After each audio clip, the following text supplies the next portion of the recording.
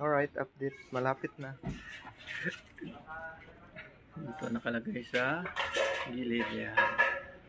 Gilid ng front ng ilaw natin. Hindi natin napalitan ng LED guys dahil sa wala na tayong budget.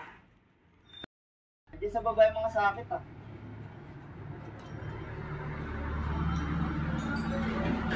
Sa baba, dito sa likod mo.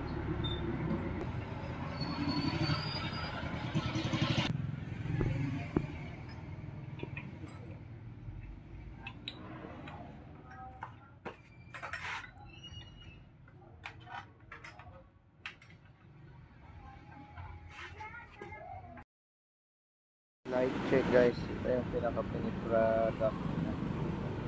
Yan na yung pinaka-ilaw niya. So, umaga pa ngayon, hindi masyado